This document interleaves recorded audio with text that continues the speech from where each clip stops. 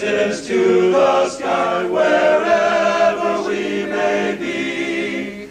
In east, in west, in north, and south is found our faithful band.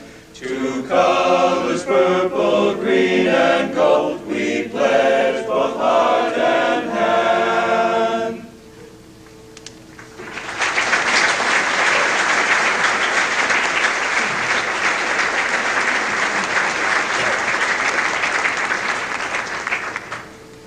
I would now like to ask you to stand, and please remain standing for the invocation by our Grand High Alpha, the Reverend S. George Dr. Dirghalli, one of the truly most loved men in our fraternity. The Assembly Chorus will sing the Lambda Chi Alpha Blessing, and we ask you to join in singing the national anthem of our two countries, in which Lambda Chi Alpha is represented with chapters. The words of the anthem are in your program. Doc? Dearly beloved brothers and sisters, know that the Lord God is present. We stand before him in this very place. He is with us. The Lord is here. We rejoice. We offer him thanks and praise. We magnify his holy name. He is with us. Alleluia, alleluia. To him all hearts are open. To him all desires are known. From him no secrets are hid. We pray. Almighty God and Heavenly Father, by your grace you have called us to assembly in this goodly fellowship of fraternal affection, to the work of growth and advancement, and to challenge the narrow gap between what we practice and what we profess in our fraternal ideals. Be present in us with your mighty power, and enkindle within us the unselfish love of true brotherhood in Lambda Chi Alpha. Help us, Father, to fashion all our actions and activities at home and here after the example of your steadfast love for mercy, for righteousness, for peace with justice. Awaken the drowsy in each of us. Arouse us from all possible complacency and ease of mind and body, that we may follow your first and greatest commandment, which is to love you with all our whole hearts, our minds, our strengths, our souls, our spirits, and bodies. And the second commandment, which like it, is to love our neighbors as ourselves. Hold us, we pray you, accountable for all the choices we make in all our deliberations and transactions, that we may, with renewed faith, hope, and love, honor you as we seek to find you at work in one another. We praise and bless you for your generosity of gifts to our unique bond and the grace which you bestow on all brothers everywhere. And grant that with thankful hearts we might wisely use and share these gifts with others. We pray this in the name of him whose name is too holy for human lips to utter or dare speak. And then, as one bond of your children, we join together in saying our Amen. Amen. Forever.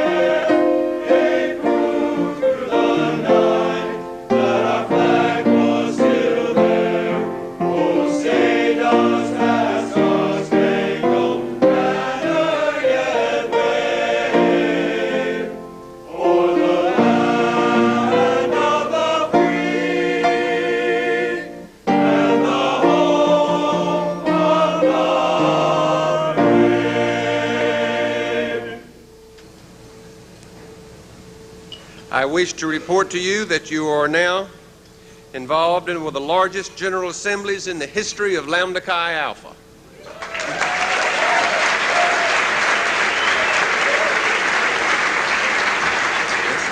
And in spite of that, we're going to call on Todd Hopkins for announcements. Thank you. It's a pleasure to be here, and I just want to say that I have a tremendous amount of respect for George, the person we're honoring tonight, and for a couple of different reasons. One is for his great leadership, and two, one of the things that I've always respected about George is his ability to say, why not? And before I make the announcements tonight, I just got to tell you this quick story about George and I. One time we went deer hunting, and not too far from here. My home is only 80 miles from Memphis, and we were on our way to the Peabody, and we stopped by my hometown one night, and I called a friend and I said, would you mind if I bring someone over deer hunting? The next morning he said, sure, you know, you can always use my ranch, you used it before, and you're always welcome. I said, great. And he said, and Todd, would you mind doing me a favor while you're there? And I go, well, I guess, what is it? And he said, you know that old horse I have, Betsy, you know, I've had that horse for 18 years. Well, it just went blind about 3 weeks ago, and I was wondering if you would mind shooting it while you're there, putting Betsy putting her to sleep. So I didn't want to do that, but I said, sure, I guess so. And so the next morning we went out, and George and I went hunting, and you can just see us up there in a deer stand. Didn't see a deer the whole time. As we were leaving, I remember that I had to put Betsy to sleep, and so I thought, well, this is a great chance to play a practical joke on George. And so I just all of a sudden started complaining about this friend of mine, how I'd always gone hunting on his property and never saw a deer the whole time, and I was just really becoming very mad, and George was telling me to settle down, and I wouldn't, and I said, you see that horse over there, George? I'm just going to shoot that horse. I said, I've got to shoot something. And he said, you can't shoot that horse. And I said, I'm going to do it. And he said, but Todd, you can't shoot that horse. I mean, we're fraternity executives. I mean, what's the press going to say about it? They're going to call this a fraternity prank. And so I said, doesn't matter, George. I'm going to shoot that horse. And I reared up my gun and go, pow. And all of a sudden, I hear this pow, pow, pow right behind me. And I turned and looked and said, what was that? He said, I just got 3 of his best cows. Let's get out of here.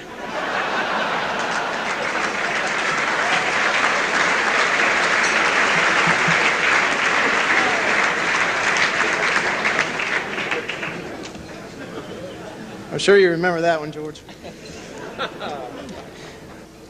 Can't believe he told about the cows. There are a number of people in the audience that I would like to introduce at this time. We have several people that we would like to introduce, and we don't wish to leave these people out, but we will be moving very rapidly. Please understand, the people we are going to introduce are going to be very important. I would like to tell you that that Lambda Chi has a history of having some of the greatest undergraduate groups that we have ever had, and that we will ever have now in our Student Advisory Committee. Student Advisory Committee, would you please stand? Right.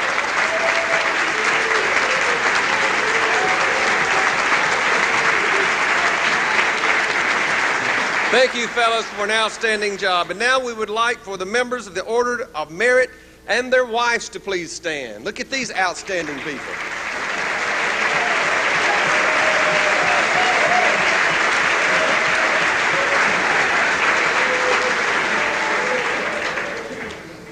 Will our special interfraternity guest, Ray Orens, and his wife, Paige, please stand? Ray is the executive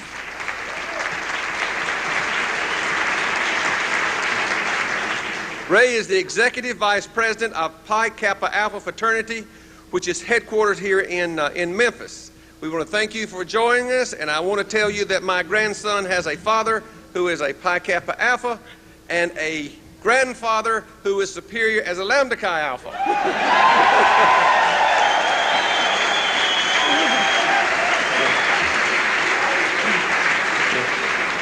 And that's only because the father is gone more than the grandfather is. He's the only person who has a tattoo. and he's 2 years old. Will another interfraternity guest, Sidney Guller, and his wife, Bobby, please stand?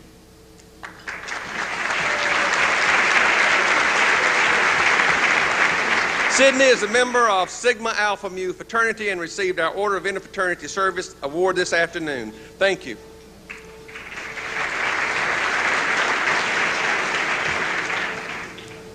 There are some things that are really very difficult for us to announce, but let me announce one other one too, and that is that I would like for all of our former staff and their families to please stand. Would all of you please stand?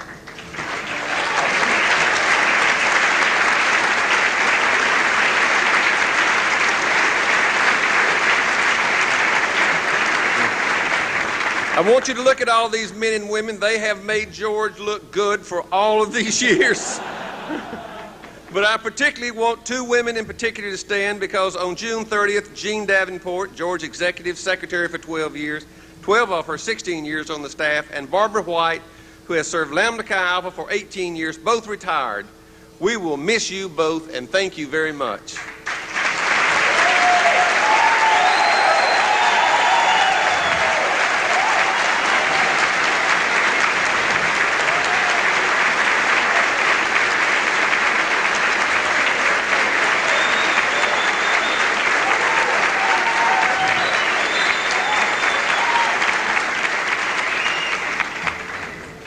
Another marvelous guest that we have is Aggie Malter, who is the National Vice President for Phi Sigma Sigma. Aggie, would you please stand up? Thank you. Now I would like to introduce the largest delegation with us this evening. It is known almost, we have given them a chapter name. It's called the Spasyk Chapter. We would like for Pete Spasyk and George's three sisters, Mary, Ann, Nellie, would you please stand?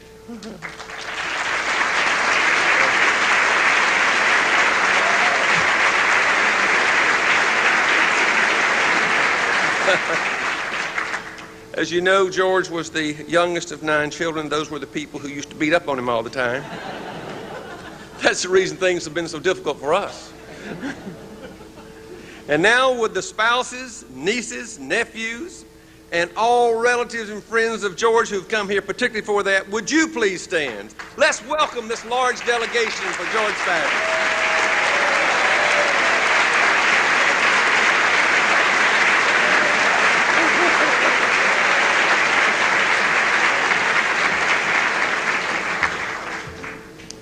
This is going to be a fun night. As I introduce the fraternity's current staff and family, I would ask them to stand. As I call their names, remain standing until all are introduced. Please hold your applause until all are standing. First of all, from our educational leadership consultants, Chris Brookso, Cal State Fresno. Mike Garnmeister, I almost got that, Iowa State. Dan Montpelier, got that pretty good. Central Florida. Pete Shelters, Ferris State. Mark Smith, North Carolina, Chapel Hill. The second-year consultants, Dave Saris, Ferris State. Mike Dean, Tarleton. Scott Ezell, Western Kentucky. And now our executive staff of the Educational Foundation. Executive Director, Mark Bauer, Cal State Fullerton, and his beautiful wife, Beth. Next, Director of Development, Todd Hopkins, Memphis State, and his lovely wife, Michelle. From our executive staff of the fraternity, Wally Jenkins, New Hampshire, Associate Director of Chapter Services and Alumni, who obviously does not have a wife.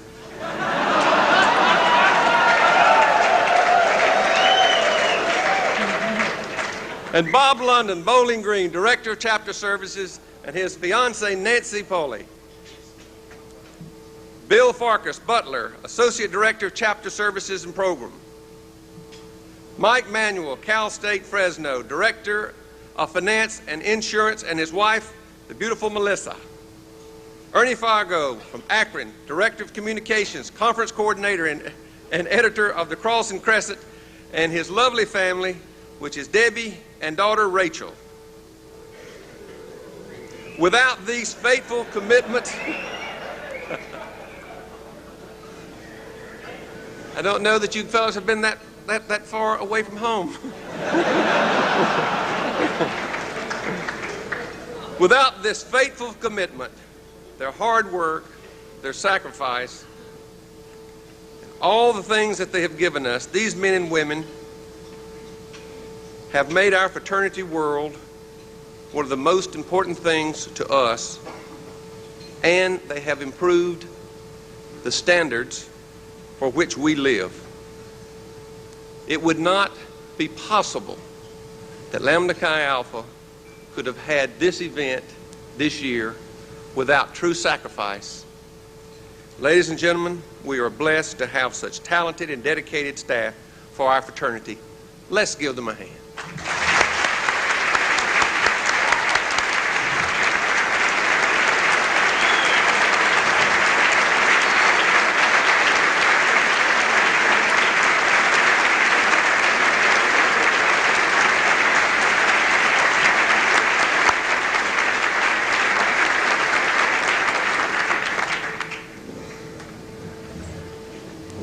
As a point of personal privilege, I wish to introduce some of you to my wife, Janice, who has browbeaten me, who has directed me, who has told me that I talk too long, who...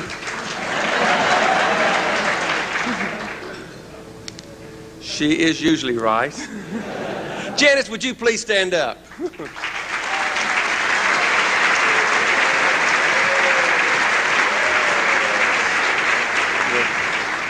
The old saying goes, Janice is my first wife, and she says she will be my last wife, too. As I introduce those at the table in front of me, I would like to ask them to stand as I call their names, along with their families, and remain standing until all are introduced. Please hold your applause till all are standing. Jim Cox, Texas, Grand High Gamma. Bob Claycomb, Butler, past Grand High Pi, and his wife, Sue. Peter Elcom, Ferris State, past Grand High Delta. Clay Myers, Oregon, past Grand High Alpha, and his wife Elizabeth. Harold Myers, Drexel, past Grand High Alpha, and his wife Marjorie.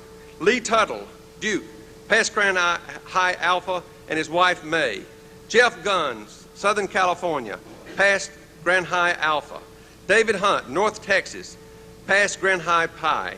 Dwayne Doty, Franklin and Marshall, past Grand High Tall, and his wife Dolores. Art Schumacher, Purdue, DePaul, past Grand High Alpha, and the General Fraternity's current educational advisor, and his wife Julie. Kevin Huber, Cal Poly, past Grand High Sigma, and his wife Christine. Marty Smith, Valparaiso, Director, Lambda Chi Alpha Education, I'll get it in a minute. Director, Lambda Chi Alpha Educational Foundation, and his wife, Betty Hamilton, and children, Melissa, Melinda, and Kristen. James Hall, past Grand High Sigma, and his wife, Beth. Bill Giffens, Texas Christian, is now Secretary of the Education Foundation. Let's welcome these brothers and their families.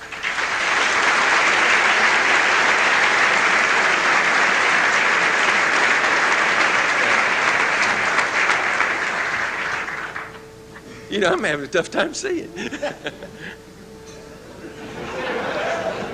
Here at this table are the mavericks of the whole place. I want to inform you people that I only have to put up with them for one more night. Here at the table, and again, please hold your applause until all are standing. Some of the greatest people I have known in my life.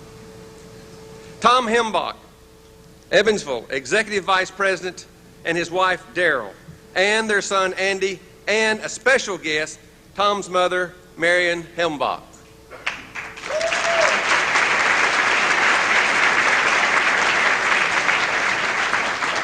Randy McCleary, Memphis State, past Grand High Sigma. Ed King, Sigma Chi Fraternity, Executive Staff of the Bradley University. Bill Schwartz, Sigma Alpha Mu Fraternity, Executive Vice President, and their daughter, Jolie. Doc Dirghalli, Florida, past Grand High Alpha, and his wife, Kira, and daughter, Beth, and son, Stefan. Tozier Brown, Denver, past Grand High Alpha, and his wife, B. George Spasyk, Michigan, Executive Vice President Emeritus. Let's welcome these brothers and their guests.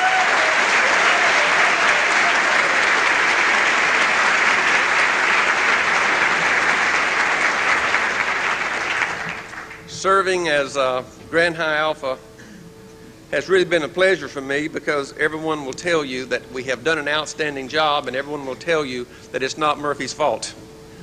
The reality is that I have found outstanding people to give committee assignments, and they have really been outstanding. It has been easy to be the Grand High Alpha, relatively, with these people. And here are my teammates on the Grand High Zeta. Mo Savalas, our Grand High Tall. Bobby Ray Hicks from Alabama, Grand High Beta, his wife Jill, son John, and beautiful daughter Joby. John Knipe, North Carolina State, Grand High Epsilon, his lovely wife Jane, and their son John. Mike Moberg, Denver, our student member, the Grand High Sigma. Walt Moser, Central Missouri, Grand High Gamma. Brad Peabody, University of the South, Grand High Kappa. Jeff Steele, Washington, Grand High Delta. Fred Suggs, Kansas State, Grand High Pi, his lovely wife Judy. And Jack Walker, Alberta, Grand High Phi, and his lovely wife Heather, son Rob, and daughter Kimberly. You may now recognize some of the most outstanding people in the world, your Grand High Zeta people.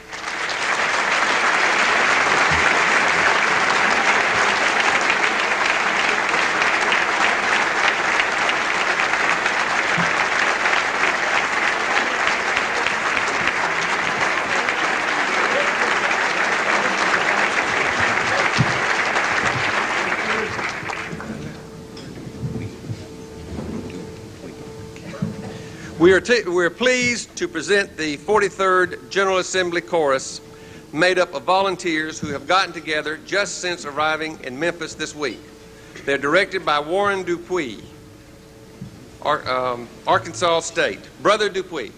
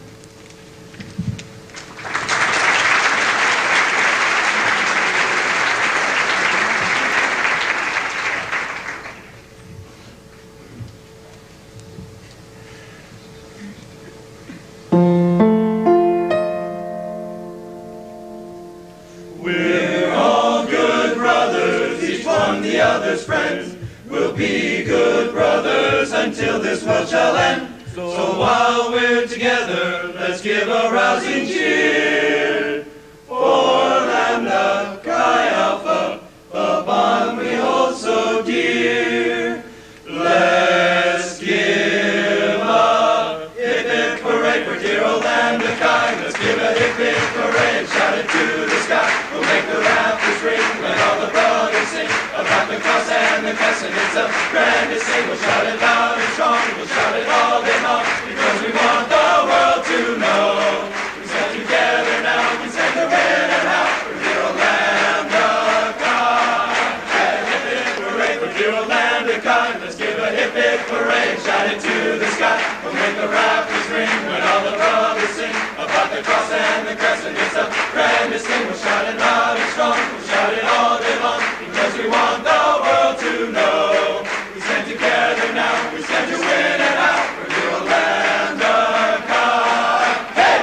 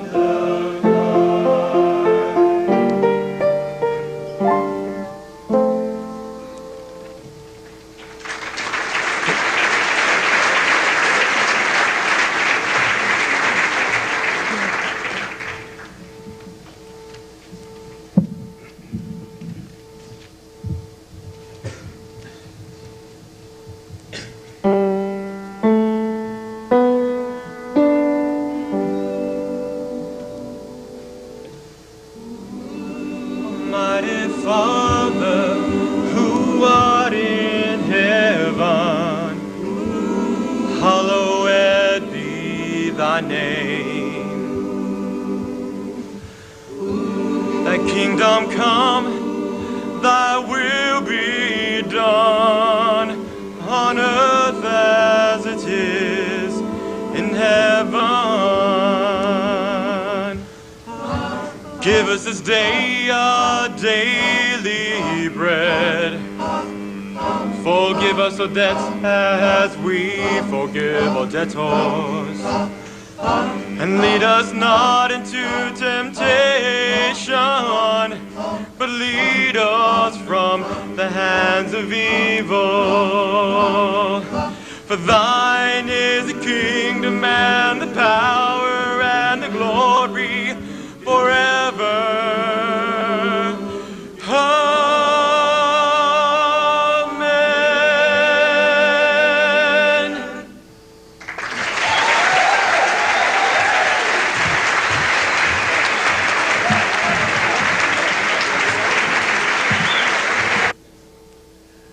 It's amazing how these fellows can get together, and particularly at 12 o'clock at night, and can practice a very short period of time, can come out with beautiful music. Brother Dupuy, we thank you so much for all that you mean to us and for what that music has meant to us. And so we thank all of you. And now that we have Bobby Mullins, University of Tennessee, who has served as a chapter consultant from 1974 through 1977. He will continue to entertain us with two of George Spasyk's favorite songs, not including Hail to the Victors, the Michigan Fight Song. And now, let's all welcome Bobby Mullins.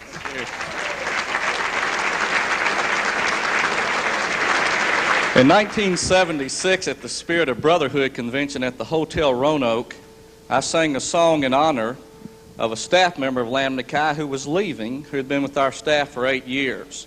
And I know we're honoring George tonight, but I think in a way of honoring George, we're also honoring those who served under him in the fraternity. And so this is kind of a corny little tune, but it's got a great message to it about this person because I think it is very descriptive of his life. And so it's with the joy and privilege that I'm able to sing this song tonight in honor of welcoming back to our fraternity our new Executive Vice President, Tom Helmbock.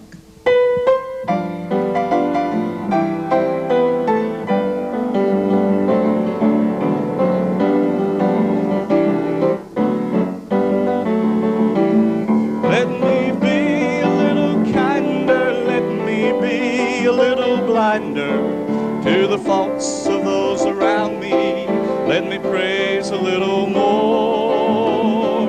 Let me be, when I am weary, just a little bit more cheery. Think a little more of others and a little less of me. Let me be a little braver when temptation bids me waver. Let me strive a little harder to be all that I should be. Let me be a little meeker with my brother who is weaker. Think a little more of others and a little less of me.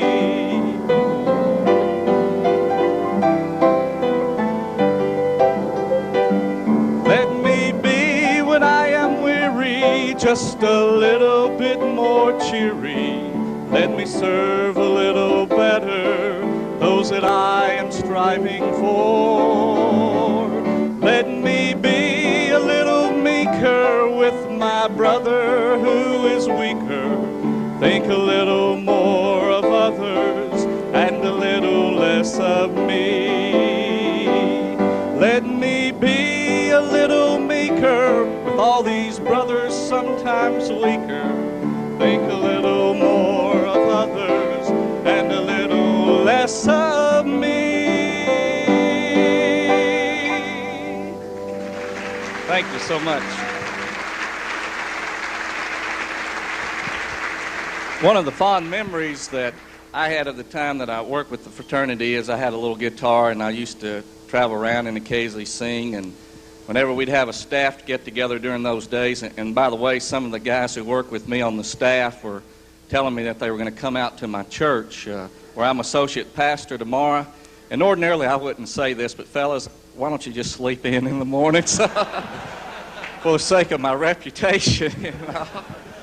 But anyway, we had some wonderful times together there at George's, the Den down at his home. And George, I really have to struggle. There are so many songs I don't know among your favorites, Dirty Old Egg Slurping Dog, and Flush from the Bathroom of Your Heart, and A Boy Named Sue, and some of those songs. But you would be surprised, George Spasyk did have some surprising moments, and this will probably even surprise his family, this song I sang tonight.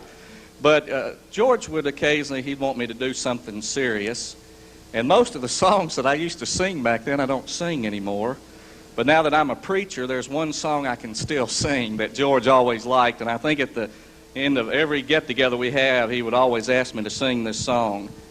And we don't want to be offensive to anybody here tonight. And if you get offended, then talk to George, because this is one of his favorite. But a fella named Chris Christopherson wrote a song in 1973 that was a gospel country type song about an experience that he had had in his life. And I think if we really just think the words of this song, all of us could really say we can have more to be thankful for in our lives of the things that have happened to us. And George, I know, brother, that I believe you'll agree with what this song says.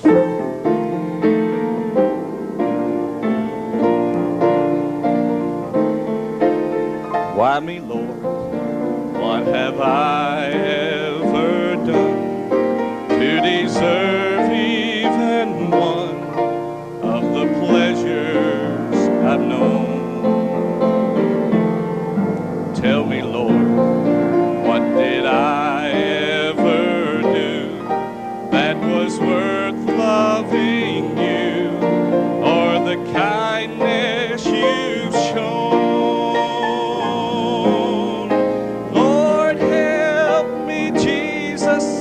I've wasted it, so help me, Jesus. I know what I am, but now that I know that I've needed you, so help me, Jesus. My soul's in your hands. Try me, Lord, if you think there's a way I can try to repay all I've taken from you. Maybe, Lord, I can show someone else what I've been through myself on my way back to you. Lord, help me, Jesus, I've wasted it, so help me, Jesus. I know what I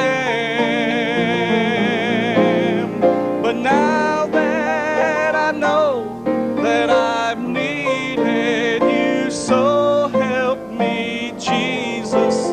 My soul's in your hands.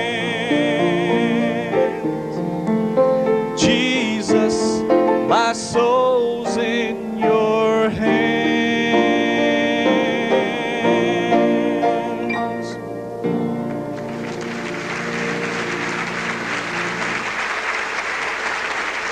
One of the things that I have enjoyed not being able to be around some of the international fraternity affairs the past few years has been to hear the speeches of these men who've gotten the Order of Merit. Some of them I consider some of the highlights of my travels as a chapter consultant, being with them at their particular fraternity chapters.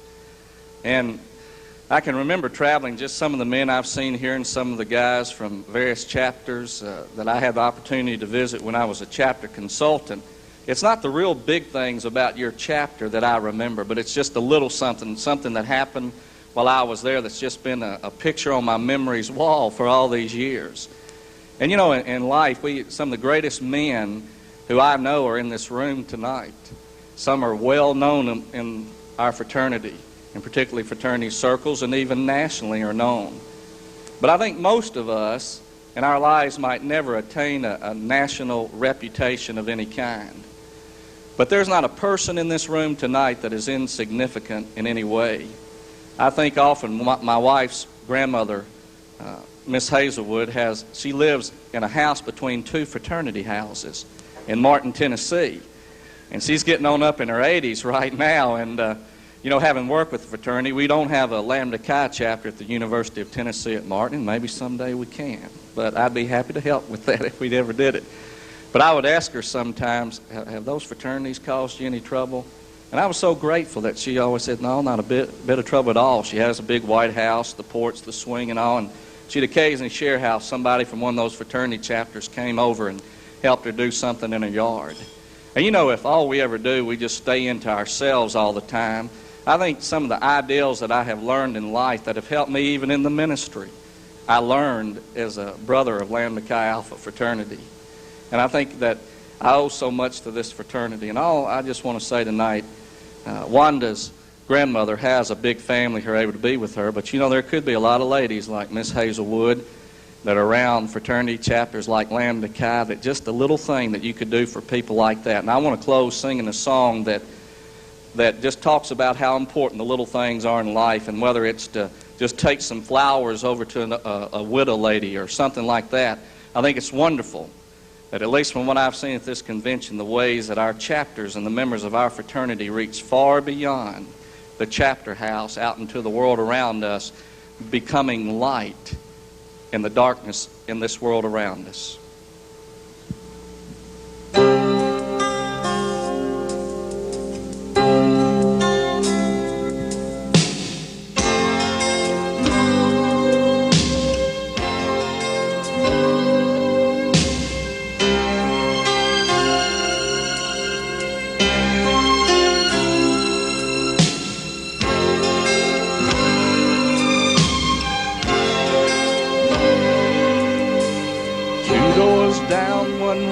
Chair is rocking. She sits there all alone, her husband dead and gone. The best years of her life they spent together. He was always strong, but now she's on her own. And the telephone seldom rings, no one laughs, no one sings. It's quiet there. Does anyone care? Light your world, let your brotherhood shine through in the little things you do. Light your world, and though your light may be reaching only 2 or 3, light your world.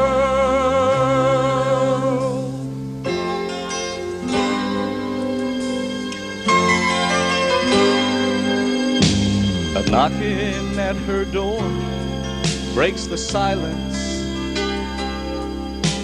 She looks out to see a Lambda from down the street. She cracks the door, surprised that he came over with flowers in his hands, a strong but caring man. He said, I picked these just for you. I hope you like the color blue. Could I stay a while? I love to see you smile. Light your world, let the love of God shine through in the little things you do. Light your world, and though your light may be reaching only 2 or 3, light your takes a little time to show someone how much you care. It only takes a little time to answer someone's biggest prayer. Light your world, let the love of God shine through in the little things you do. Light your world, and though your light may be reaching only 2 or 3, light your world. Let our brotherhood shine through in the little things you do. Light your world, and though your light may be reaching only 2 or 3, light your world, light your world. Let the love of God shine through in the little things you do. Light your world, and though your light may be reaching only 2 or 3, light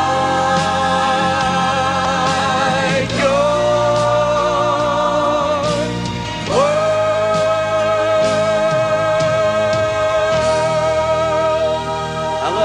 George Spasyk, I love you, brother.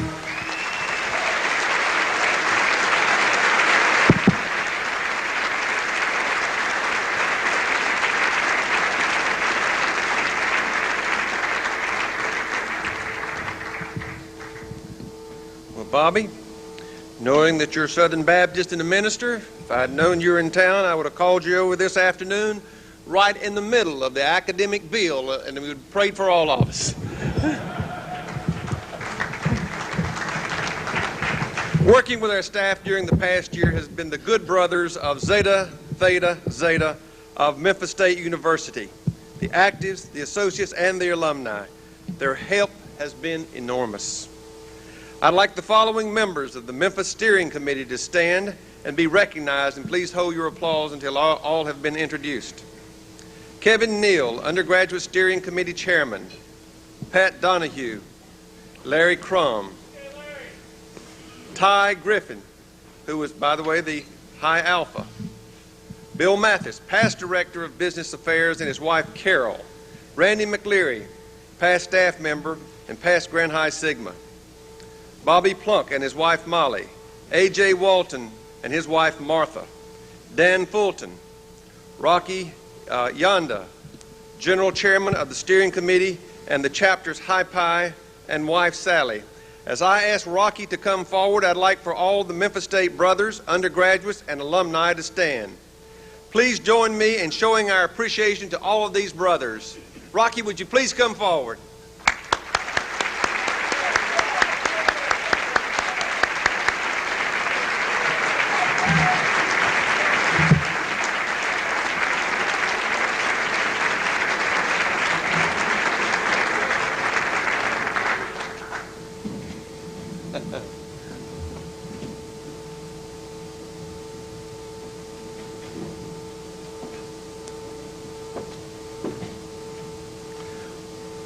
Rocky, this certificate that I present to you states, in recognition and appreciation of loyal and dedicated service to Lambda Chi Alpha Fraternity, and in the pursuit of excellence in planning and conducting the 43rd General Assembly, August 16 through 1990. A grateful fraternity presents this certificate of appreciation to Zeta, Theta, Zeta, Memphis State University. Thank you, Rocky.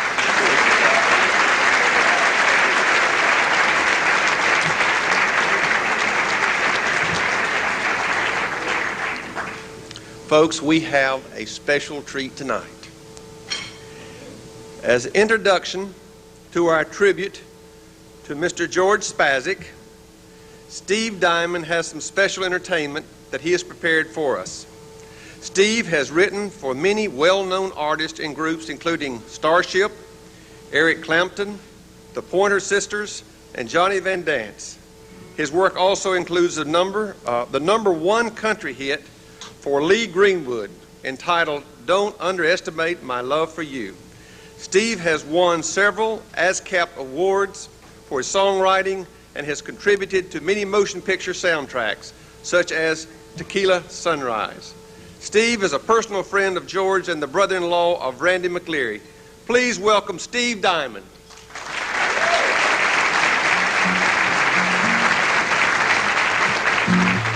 Thank you. This is a song that Terry and I wrote for George.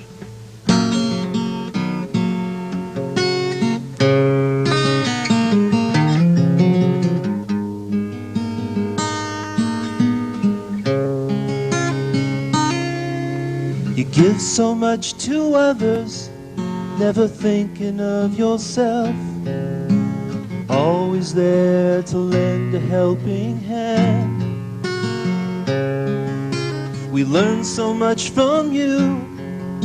You don't know what it means to always have someone who understands. Even through the tough times, we could feel your strength. That's the one thing we could always be sure of. Wherever you may go, feel us with you, and you always will be part of us somehow. I wish that there was more that we could give you. But take this love so true and let it shelter you. Remember, this is your time now.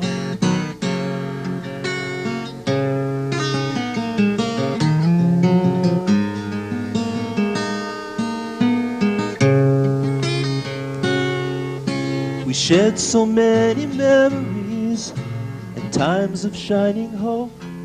And there were times we even shed some tears. But with Michigan there in your heart, we celebrated life through both the winning and the losing years. But dreams are meant for sharing. There are challenges ahead, and now it's time to reap the seeds you sow. Wherever you may go, you'll feel us with you, and you always will be part of us somehow. I wish that there was more that we could give you, but take this love so true and let it shelter you. Remember, this is your time now.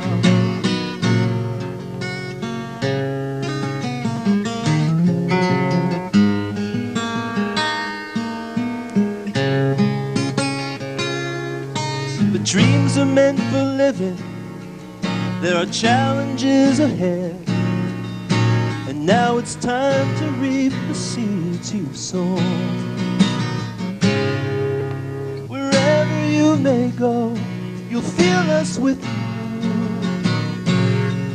and you always will be part of us somehow. I wish that there was more that we could give you, but take this love so true, let it shelter you. Remember, this is your time now. Remember, this is your time now.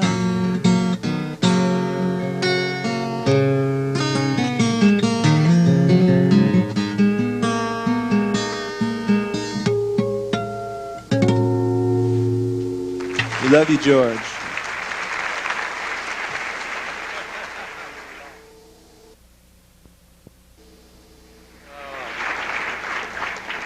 Steve, marvelous, marvelous. And this is one of the parts that we enjoy most, for now we're at the part where we speak of George, our brother, and we have the tribute for our brother, George W. Spasyk, who is the Executive Vice President Emeritus of Lambda Chi Alpha Fraternity. George received his undergraduate degree in business in 1949, and in 1950 received his MBA from the University of Michigan. In spite of his arrogance, people still accept him. Following graduation, George devoted the next 40 years of his life as a member of the professional staff at Lambda Chi Alpha. I now wish to call on Tom Lawrence for a special presentation.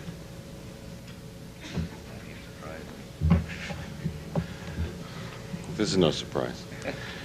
George, when we lost the wonderful Duke Flad back in November of 1968, there was probably still a letter on his desk from an institution called San Fernando Valley State College saying, please, please, the students are burning the buildings down. Send us a fraternity of nice, conservative, Greek-type people, and we'll be very grateful. So just about the time you were taking the reins of Lambda Chi Alpha, we were starting a weird little experiment out in Northridge of a colony with no local, no interest group. It was being done in the interests of public safety and as a public service to higher education. So Beta Rho Zeta has always more or less considered its history to be your history as our fine leader. And so I would like to present you with this leather binder that contains the updated version of Brother Piser's history of the fraternity and a history of Beta Rho Zeta as a token of appreciation for your 40 years of service to the fraternity. And I managed to have found here also one of these. And I wondered, George, I have this laundry marker here. I want the first autographed retirement shirt. I'm going to leave the laundry marker with you, and if anyone else manages to acquire one of these later in the evening, George will probably still have a... All right. He signed it Big G.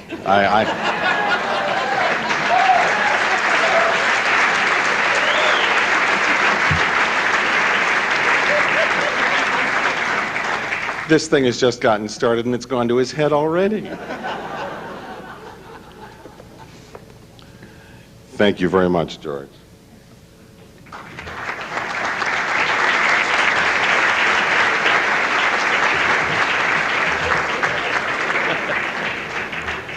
Thank you, Tom. We will now have a series of individuals who will speak for different groups, and I am fortunate enough to be speaking briefly from our present Grand High Zeta. And I would tell you that the Grand High Zeta has felt that George was truly our mentor. And while he was supposed to be working for us, we realized that for several years we have been working for him. We have often felt like coach dogs. I don't know whether you realize what coach dogs are. Those are the dogs that are running in front of the coach as they're leading the coach, and they look back and they see which way the coach is going to go, and then they go the way the coach is going to go. And that many times has been the Grand High Zeta.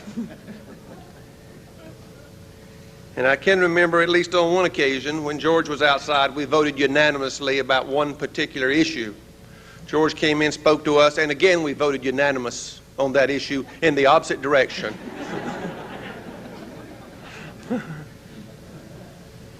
I think one of the things that George used to always say to all of us, he'd always look at us and he would say after discussion in which he felt like he had lost and seemed to be pouting a bit, and he would say, well, okay, you're my boss. You were my boss. And I can remember for about the first 10 years that I was with the Grand High Zeta, I thought, gee, you know, he really does know his place in this thing. And then one day he and I were talking, we were getting through an issue, and we debated for about 2 hours, and finally I realized when he got me where he wanted me and the decision was where he was wanted, he looked at me and said, okay, you're my boss.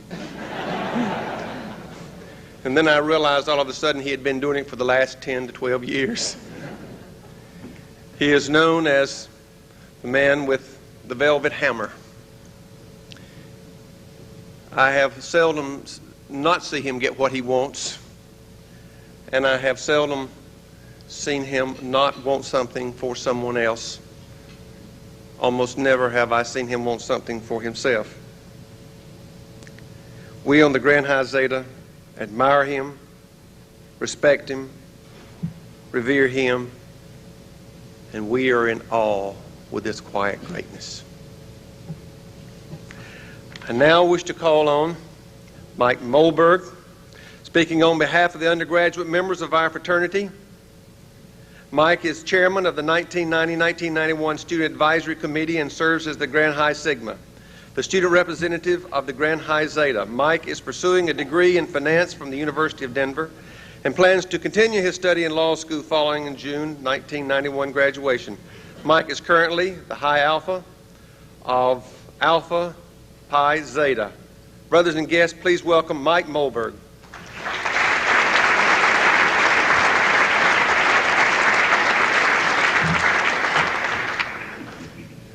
Thank you, Murphy.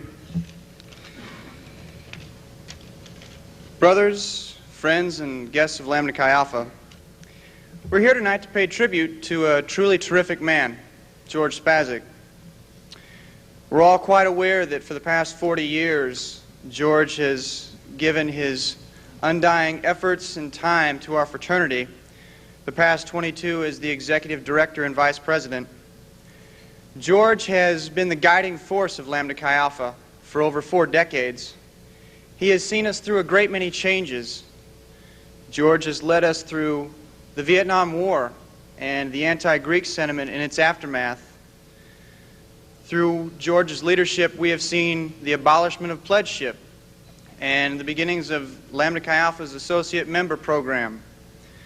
We have seen the abolishment of hazing, and George has led us through the most recent alcohol crisis at Rutgers to come up with one of the best risk management programs in the undergraduate world today. And we are truly a leader in every facet of the interfraternal world. And much of this is due to George Spasyk. He has touched the lives of most every Lambda Chi Alpha for the past 4 decades. And you need not know George personally to feel the impact that he has had upon all of our lives. In 1970, through George's guiding light and his undertaking, the Student Advisory Committee was created. And through that creation, George has helped influence the role and underscore the importance of the undergraduates in Lambda Chi Alpha.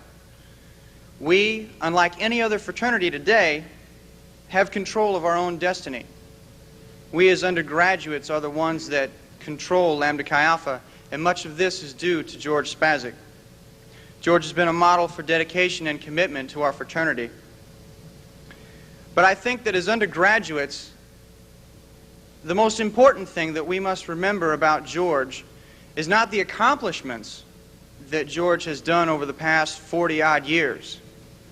What's most important, and what is George's legacy, is that we must remember the vision that George Spasyk has always had for Lambda Chi Alpha.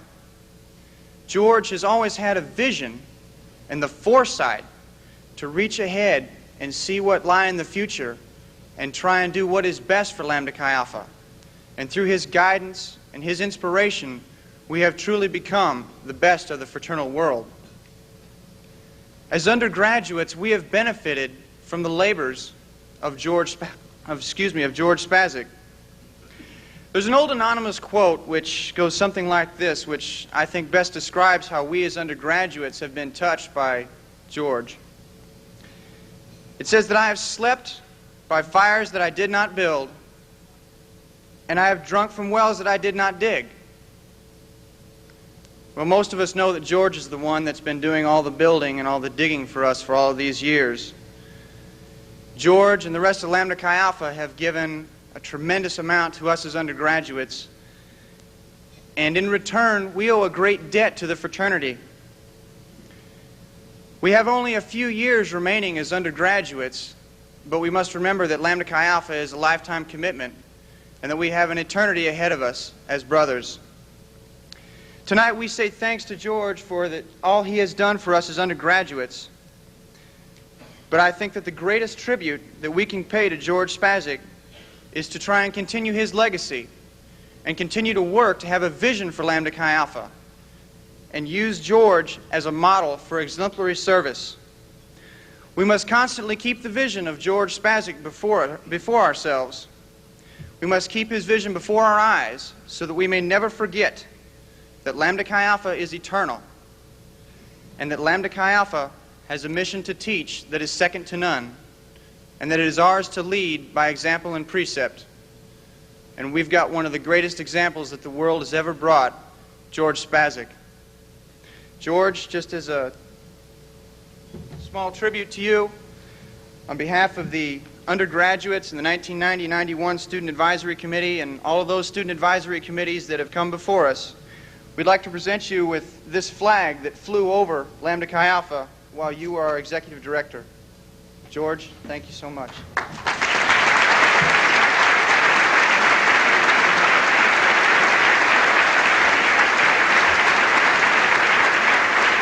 Thank you.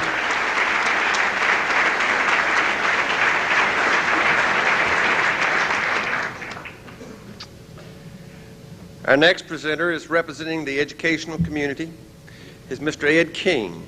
Ed is currently serving as the Executive Director of Housing, Residence Life at the Student Judicial System at Bradley University. Ed is an active member of his fraternity, Sigma Chi, which he serves as International Grand Tribute. He was also awarded the Order of Constantine by his fraternity. Interfraternity, Ed serves as Chairman of the National Interfraternity Conference Commission on Values and Ethics, and this afternoon received our Order of Interfraternity Service Award. It's my pleasure to introduce a friend to Lambda Chi Alpha and a close friend to George, Ed King.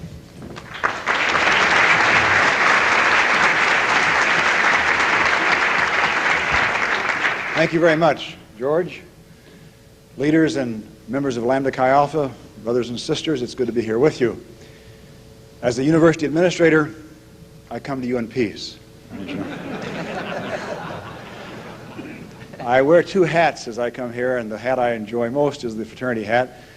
And yet at the same time, we have a real responsibility as we work with the universities where we have our chapters. And I want you to know that George has worked with a lot of us. We have a couple different organizations. It's called the AFA, the Association of Fraternity Advisors.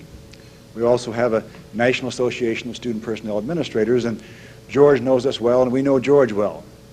And we appreciate very much the work that he's done. It's not been easy, and sometimes when we have to work with each other, with our different chapters, we're on different sides of the fence, so to speak, and George has done an excellent job of being a mediator as we worked out our problems. So I want you to know that we're looking at a room here today of a lot of, I think, wealthy people. And when I say wealthy, I think I mean a little different than we might think of wealth. And I want to talk to you, George, for just a minute because you're a rich man. Not he who has much is rich, but he who gives much is rich. The most important sphere of giving, however, is not that of the material things. It is that of the human things. What does a person give to another? He gives of himself. Of the most precious thing he has, he gives of his life. He gives that which is alive in him. He gives of his joy, of his wisdom, of his pain, of his humor, all that is alive in him. In so giving, he enriches the other person. He brings something to life in the other person, and that which is alive reflects back to him, and he has become truly a lover. George, we will be eternally grateful for the love you shared with us and for giving us your life. Thank you very much.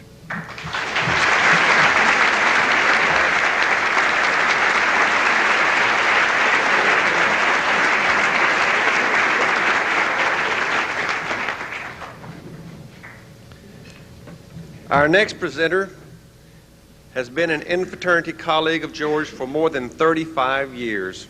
Bill Schwartz, Executive Director of Sigma Alpha Mu Fraternity, will be speaking on behalf of George's interfraternal friends. Bill has been a member of the professional staff of Sigma Alpha Mu since 1955 and its Executive Director since 1962. He is recipient of the Lambda Chi Alpha Order of Interfraternity Service Award, which he received at the 1978 Tantara General Assembly. Interfraternally, Bill has served as president of the Fraternity Executives Association and a member of the NIC Board of Directors. Brothers and guests, please welcome one of George's closest colleagues, Bill Schwartz.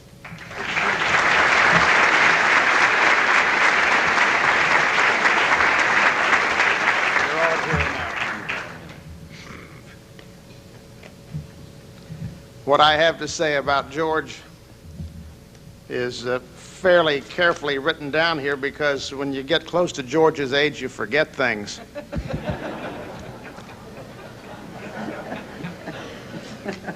And for that reason, I have fairly carefully written down here most of the things I'm going to say about George. Did I already say that? You see?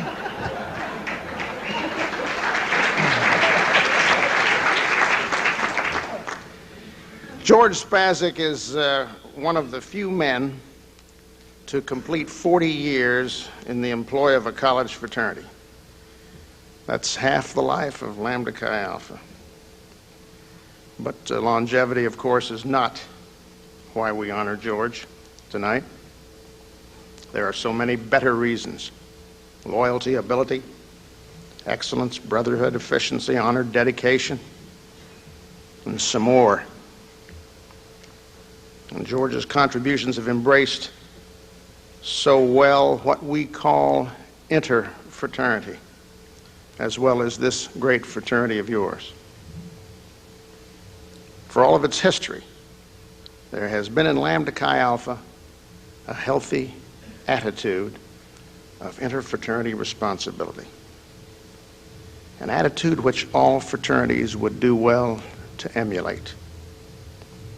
George Spasyk, in myriad ways, has helped to further and promote that concept throughout his 4 decades.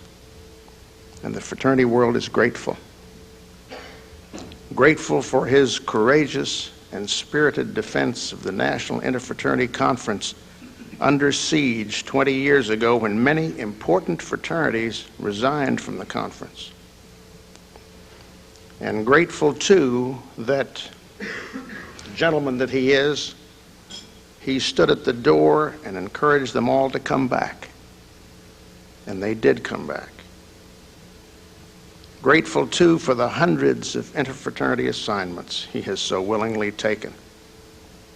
Grateful, too, for the advice and counsel to other national fraternities and sororities.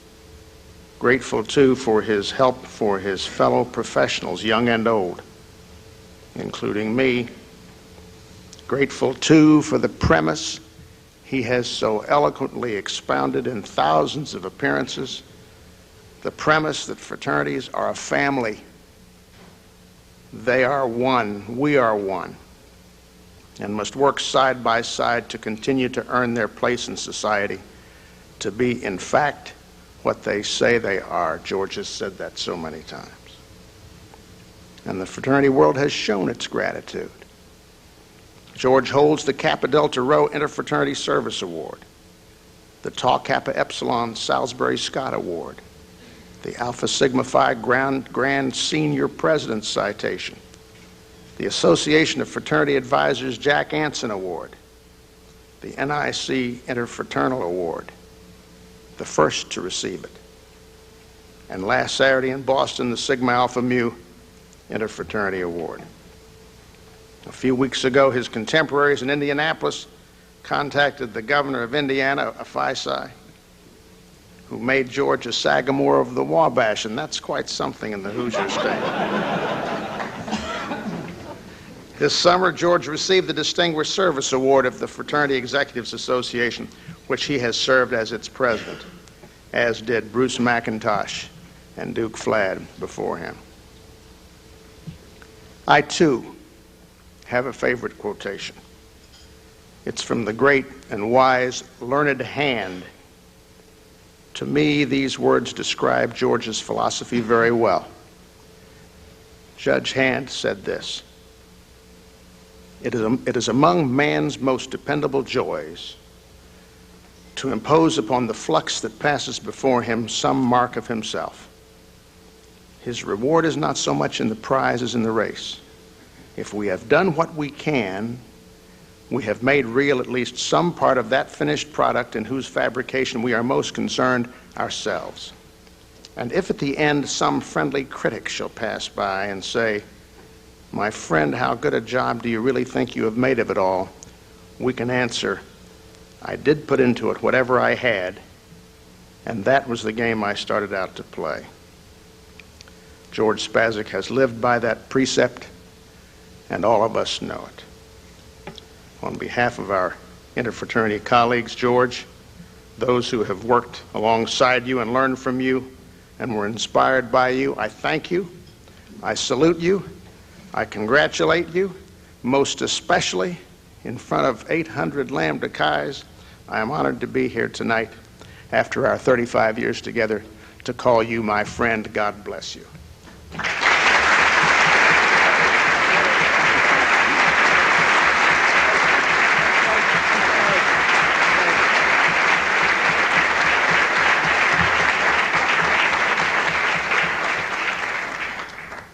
Thank you, Bill.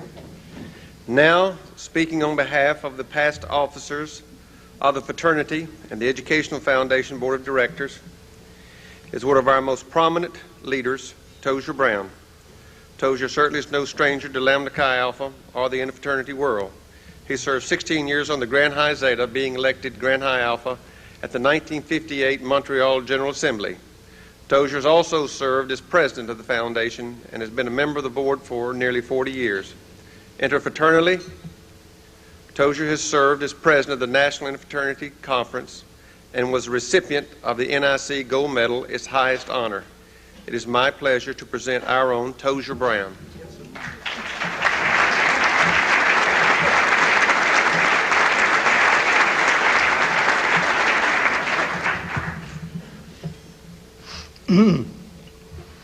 Ladies, brothers and friends, being the fifth person to speak to you this evening is not an easy task when you consider how eloquent they all are. This situation poses a rather simple question.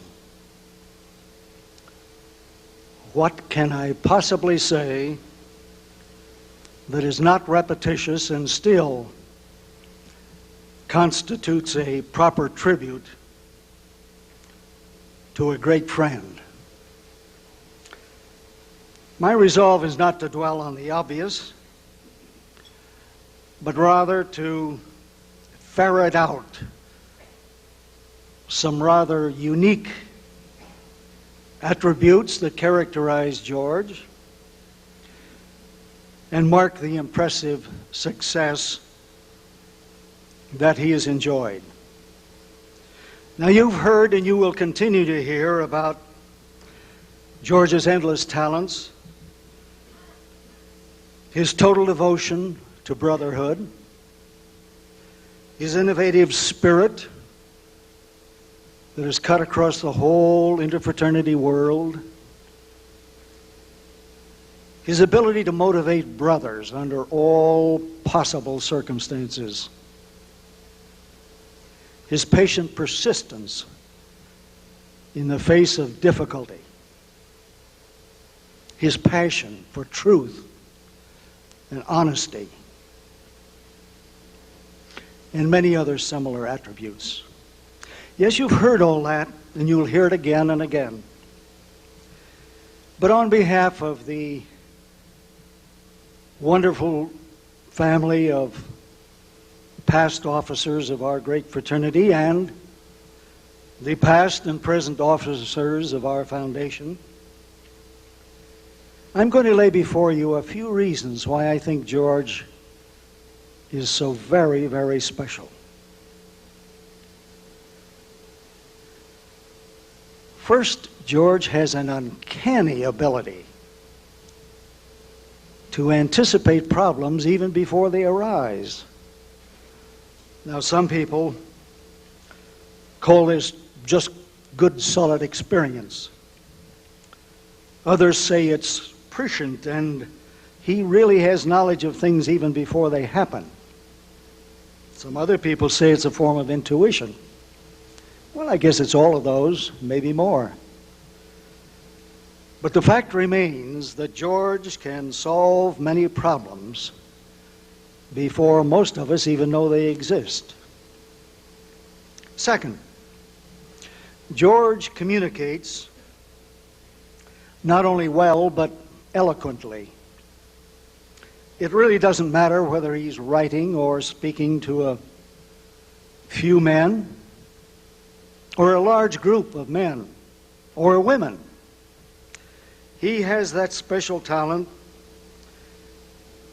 which includes the words, the mood, the imagery, and that special talent which makes you say to yourself, I wish I'd said that. Yes, oftentimes I've heard George speak softly, and I've said to myself, I wish I'd said that. Thirdly, George has selected and employed and trained an enormous number of successful young men. Many of them are here tonight. 2 of them are on the Grand High Zeta. More than 100 men he has selected and trained. Do you know anyone else who has done that? Or is likely ever to do that? Fourth, George unfailingly sees that credit is given to somebody else. I have never heard him say, "I'm glad I could solve that problem." He doesn't say that. He doesn't think that. No. He says, well, the staff did that, or the Grand High Zeta did that, or some of my interfraternity brothers did that, or somebody else did that. You see, George doesn't invite credit, but he delights in credit being given to someone else. Fifth, and it's another measure of a great man, George controls his temperament.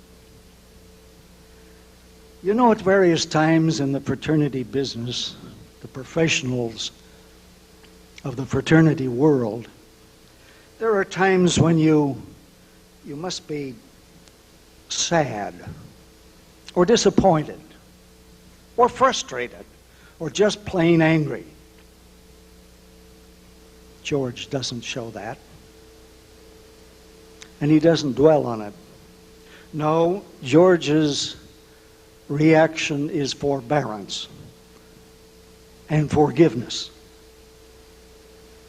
And those Christian attributes cannot be followed by very many of us. So, as we think about this very special brother, we say, what in the world can we do or say which has some permanent value? Well, I can think of 2 things. I'm going to tell you about them. The board of directors of our fine educational foundation have set aside a permanent endowment fund in the amount of $25,000 to create an annual graduate fellowship. And preference will be given to a Lambda Chi who wants to attend but otherwise could not attend the Graduate School of Business at Michigan University, just like George did.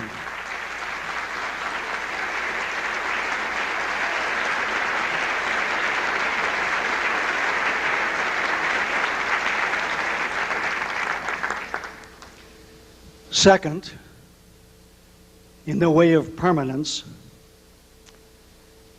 the fraternity has reprinted and will distribute very widely 72 articles that George has written over the past 20 years or more that appeared in our magazine, The Cross and Crescent,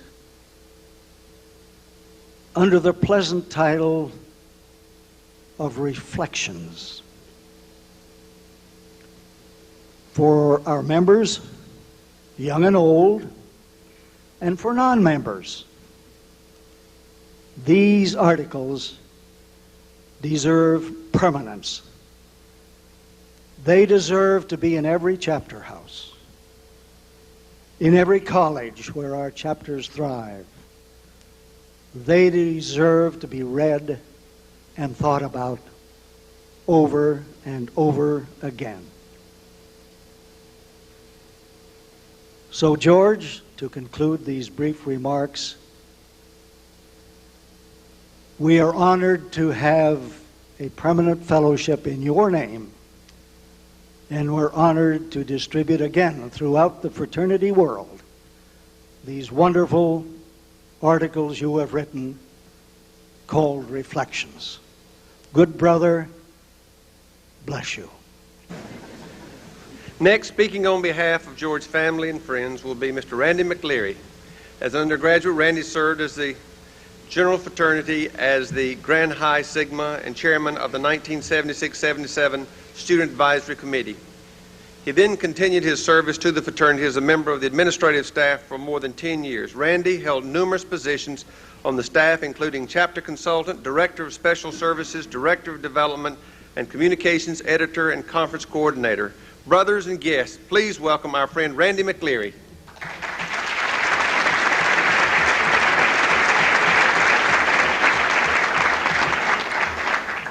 Thank you, Murphy. Over the last few days, I've had an opportunity to visit a great deal with many members of George's family, and I have prompted them to tell me different stories, vignettes that I might be able to share with you that George may not appreciate, but I think the rest of us will. George's father was also a George Spasyk, no middle name. George's middle name is William, George William Spasyk. But as his family was sharing with me, to differentiate between differentiate between George and his father, the family decided that they would give George a nickname. And George, bow your head in shame. The nickname that they selected, since he is George Spasyk and his father is George Spasyk, was George Spasyk, is Junior, or better yet, Junie.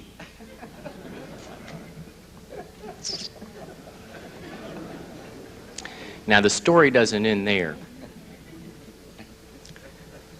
There was a little girl, 6, 7 years old, living next door to George when he was growing up. And her name was Noonie. Hence, Junie and Noonie.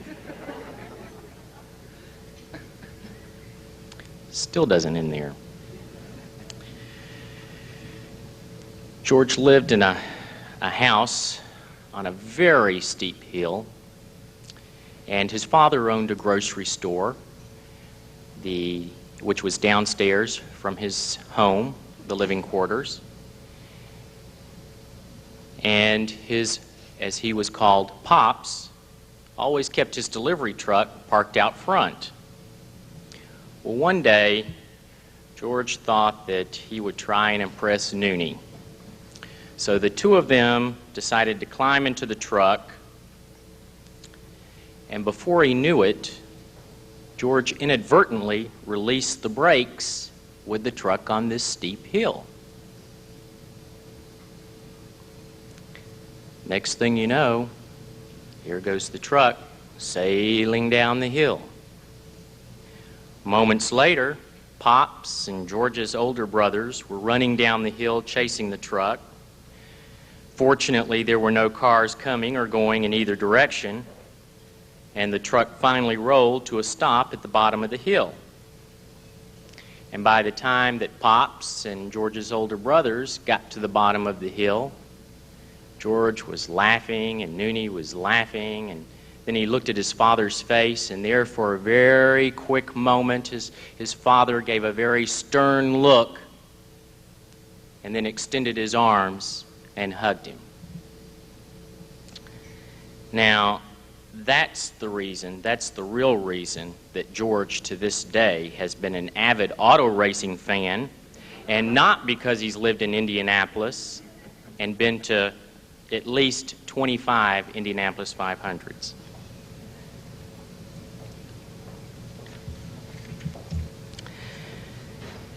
Murphy, I appreciate you asking me to speak on behalf of the Spasyk family, a family full of love and compassion, a very tight-knit family. 21 of them are here. They've traveled from Massachusetts and New York to demonstrate their support and unyielding love for you, George, brother, and uncle. You are a reflection of this caring clan, and they indeed are a reflection of you. George is the last of 9 children, the baby, if you will. He did live in that 2-story white house in Pittsfield, Massachusetts, nestled in the Berkshires. He grew up under the protective influences of his maternal grandmother, affectionately known as Baba, his father George, his mother Polly, his brothers Bill, Steve, Pete, Johnny, and Mickey, sisters Mary, Ann, and Nellie. This has been a family instilled with high morals and a strong work ethic, nurtured by a significant spiritual rootage. It truly is no wonder that George exemplifies those things are most good and decent in a human being, always caring for his family and his fellow man. As a committed family man, George has been there during the thunder and during the sunshine, providing broad shoulders to lean on and an open ear to listen with. He has been their Rock of Gibraltar with a velvet service, often providing words of encouragement and support. There's a poem, author unknown, that has meant a great deal to George over the years, and he has on several occasions shared its poignant message with family members to remind them that whenever there are problems or obstacles they encounter, there is always reason for hope. It goes like this: God hath not promised skies always blue, flower-strewn pathways all our lives through. God hath not promised sun without rain, joy without sorrow, peace without pain. God hath not promised we shall not know toil and temptation, trouble and woe. He hath not told us we shall not bear many a burden, many a care. But God hath promised strength for the day, rest for the laborer, light for the way, grace for the trials, help from above, unfailing sympathy, undying love. George, on behalf of your loving and adoring family, thanks for the inspiration, the refuge, the care, the sacrifices, the love that you have consistently given. Thank you for the memories, past, present, and future. You are the consummate family member and friend. You have the family's utmost love, respect, and admiration. And the family is overjoyed that you will now be able to spend a great deal more time for visiting and sharing your love. George, your family salutes you.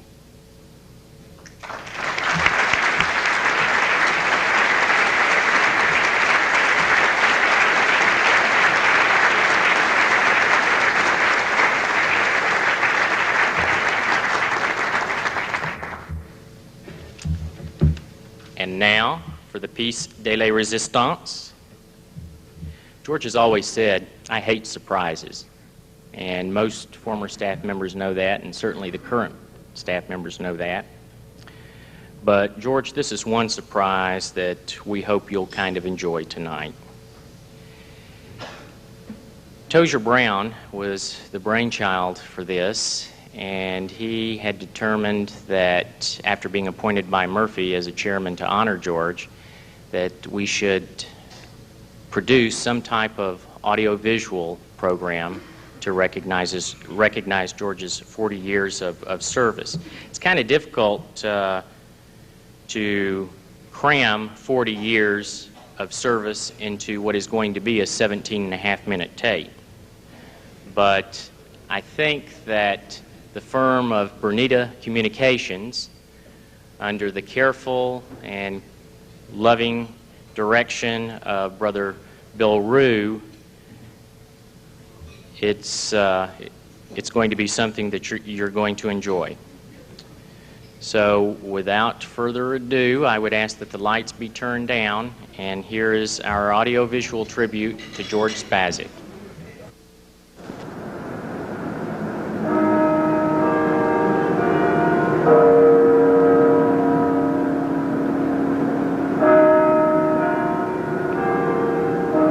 A university campus is a symbol of hope, of dreams, of plans for the future. On this beautiful campus began a journey which was to span millions of miles on the North American continent, touch tens of thousands of lives, and whose impact will be felt as far into the future as anyone can see. It has brought us to this night, when we honor the one who took that journey. Sing no more the Perigean, where the floating sky-clad shone. It was a long trip to the University of Michigan from George's boyhood home in Pittsville, Massachusetts, both in miles and experiences. His parents were born in the Ukraine in Eastern Europe, and at the turn of the century, fled the religious oppression then taking place. His father and mother met on the ship taking them to America, and they settled in the Berkshires, married, and with the help of his maternal grandmother, started to raise a family. George was born in a room above the grocery store his father owned, the last of 9 children. His work ethic was nurtured by this loving family. He credits his parents and 5 brothers and 3 sisters with playing the major roles in developing his character, often sacrificing their own opportunities for achievement while supporting his dreams and ambitions. Ever the fashion plate, George was also an inquisitive and studious lad. While the rolling hills of Massachusetts beckoned him to play, he still found time for his school books. George graduated from Pittsfield High School in 1940 at the age of 16. His parents thought he was too young to start college, so he entered a training program at General Electric Company. He worked for 2 years as a chemist alongside a PhD from Princeton and 9 PhDs from Michigan. Not surprisingly, George enrolled at the University of Michigan in 1942. But those were the war years, and young men found themselves in many places other than a classroom. He came home to enter the service, but his Princeton connection at GE led him to work on the Manhattan Project, the development of the atom bomb, in the chemistry department at Princeton. He was a 19-year-old chemist in the company of 12 PhDs in chemistry. It was an unbelievable opportunity, and George could have set out the war there, but all of his buddies were in the service, so he joined the Navy and served until World War II ended. George returned to Ann Arbor in 1946 to get his degree in chemistry at Michigan. It slowly dawned on him that he did not want to spend the rest of his life in a chemistry lab. There was a big, wide world out there that beckoned, and that was the laboratory he wanted to be a part of. Changing his major to business, in August of 1949, he received his Bachelor of Business Administration degree, and 9 months later, had his MBA. Like most returning veterans, George was in school primarily to learn. But he did find one other pursuit which caught his interest, and then his passion, and which was to become his life's work.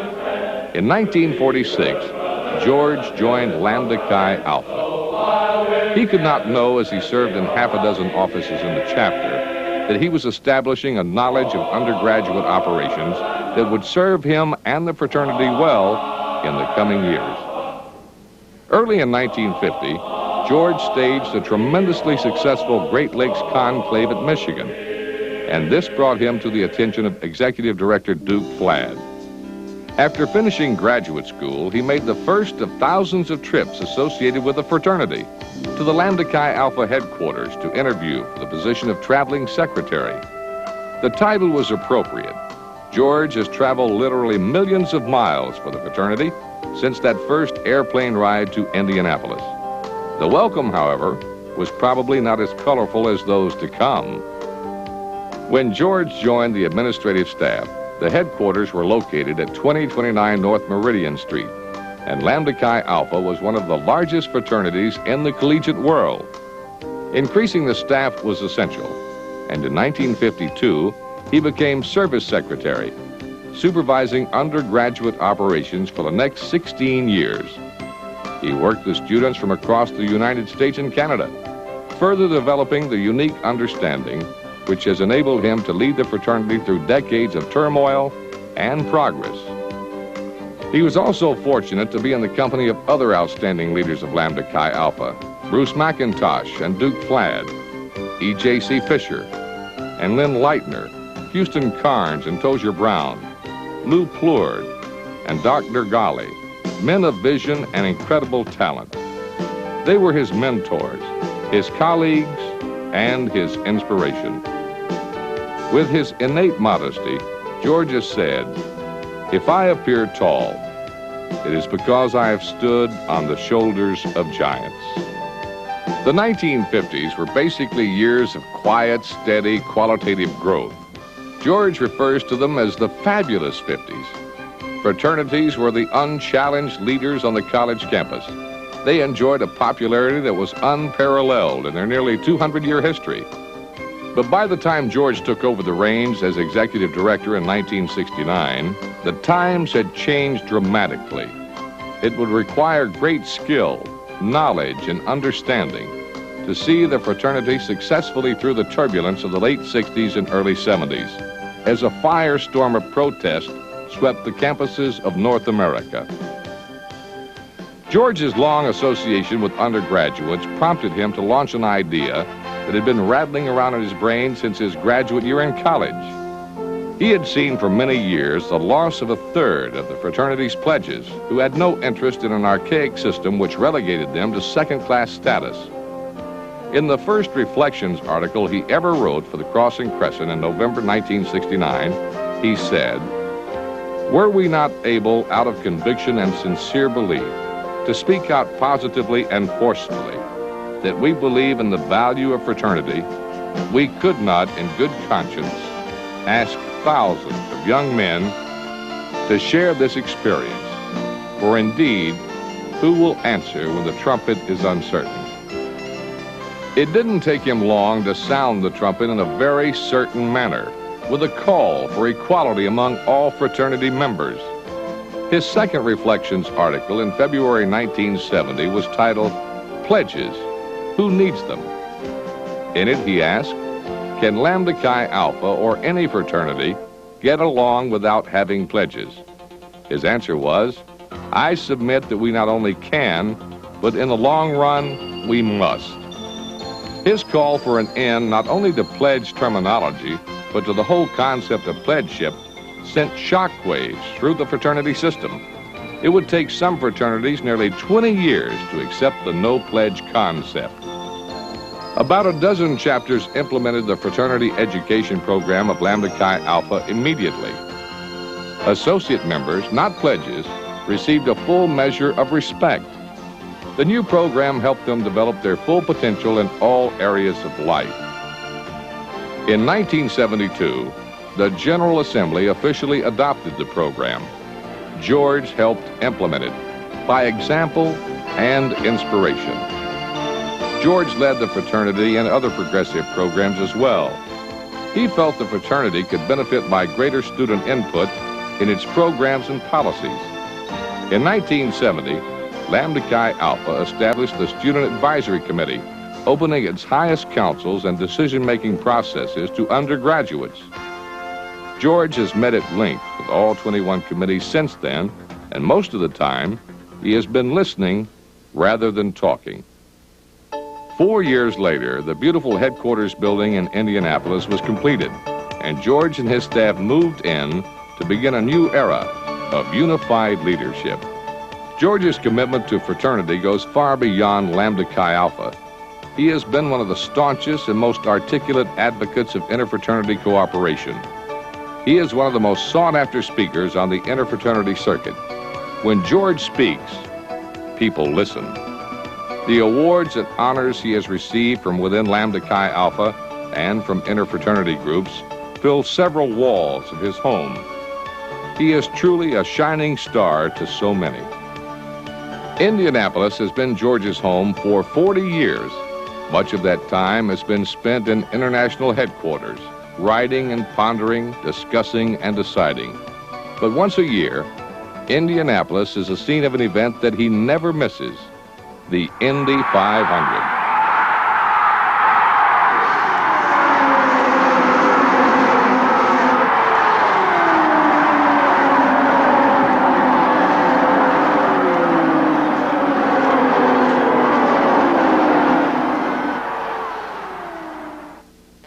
And as George passes the torch of leadership to another, perhaps he will find a little more time for his other love, the University of Michigan.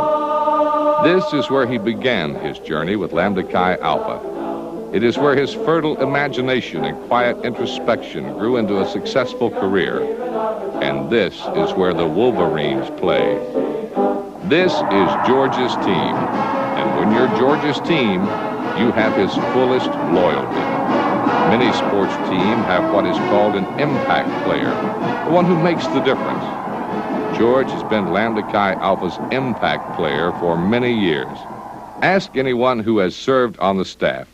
He's worked with 85% of them. He never asked any of them to do anything he wouldn't do or hadn't done. Among the things they learned from him, professionalism, ethical and moral standards, unselfishness, the golden rule, do unto others.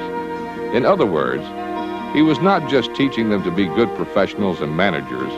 He was teaching them to live their lives for the benefit of others, something he learned from his oldest brother, Bill, whom he idolized. Duke Fladd once described George as quietly effective and, in practice, a perfectionist. He can be seen working alone at all hours and all types of places. But over the years, he has understood and encouraged the fun element of fraternity. He has been able to poke fun at himself, has never taken himself too seriously, and has never lost his sense of humor. Within the work, there must also come recreation. From Mexico to Canada, George has traveled to enjoy not just the work, but the friendship of those with whom he has worked over the years.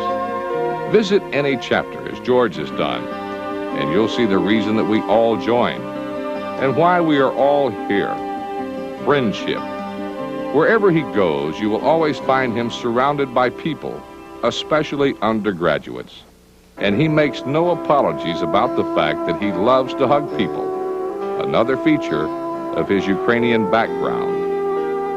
In times of tragedy, George's messages of comfort, sympathy, and compassion are among the first ones received, and he is frequently there to offer his personal support and a broad shoulder to lean on. When faced with adversity, he is guided by these words of Khalil Gibran: "If I accept the sunshine and warmth, I must also accept the thunder and lightning."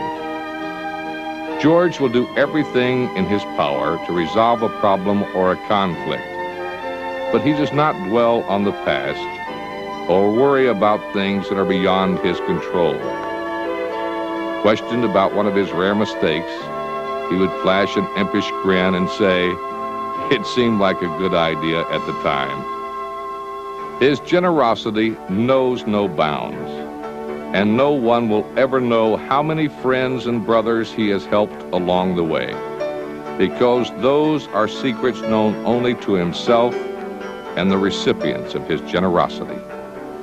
When doing a kind deed for another, he asks only one thing: that that person do a kind deed for another, and asks that that person do the same, thereby multiplying his good deed endlessly. In this, he has been influenced by the writings of Lloyd Douglas, the book which he found in a secondhand bookstore at Princeton many years ago. The philosophy of life he most fervently believes in is found in the Sermon on the Mount in the book of Matthew. We live in a time of tarnished heroes, and sometimes we may think there are no real heroes anymore. But then a George Spasyk comes along, and our faith is restored. There is not a person here who has not been touched by him.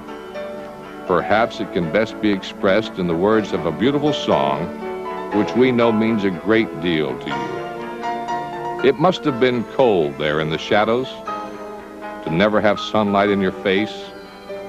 You were content to let me shine. You always walked a step behind. So I was the one with all the glory, while you were the one with all the strain. Did you ever know that you're my hero? You're everything I would like to be. I can fly higher than an eagle, for you are the wind beneath my wings. George has said that one day he would write a book. We think he could write several based on his experiences alone. His uncanny memory of names, faces, and events is legendary. In his library at home are some 3,000 books, contemporary and classical. One of George's favorite passages is by Dostoevsky. Even if we are occupied with important things, even if we fall into misfortune, still let us remember how good it was here once, where we were all together, united by a good and kind feeling, which made us, perhaps, a little better than we were. George, we are all a lot better than we were because you came into our lives. This is not a farewell, but a temporary parting of our ways. We hope to see you often down the road. Thank you for your leadership, your support, your inspiration. Thank you for your compassion, your generosity, your faith, and your love. Thank you for being our quiet hero.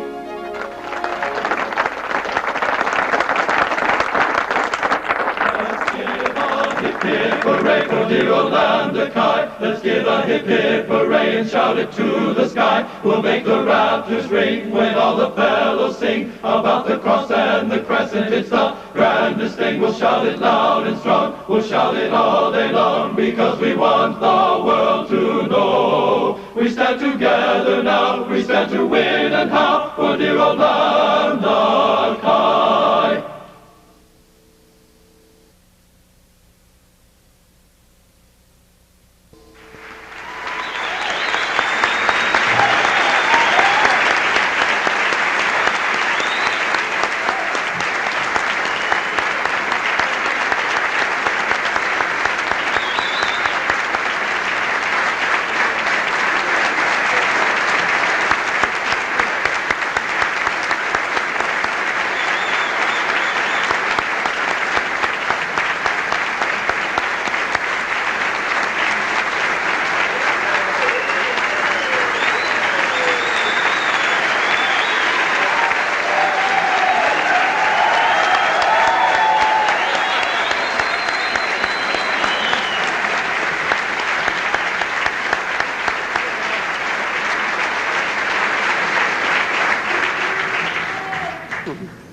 And now for our last presenter, representing our former administrative staff and alumni members of the fraternity, is only the fourth full-time Chief Executive Officer of Lambda Chi Alpha, Tom Helmbock. Tom is a 1968 graduate of the University of Evansville. He served the fraternity as a traveling secretary and was George's first Director of Business Affairs. Tom was a member of the professional staff 8 years before moving to Phoenix, Arizona to pursue a business career. On December 16, 1989, the Grand High Zeta named Tom to be the fraternity's next executive vice president. Tom rejoined the staff on April 1st and served as executive vice president designate. Following George's retirement on June 30th, 1990, Tom assumed his present position. Would you please welcome your Executive Vice President, Tom Helmbock.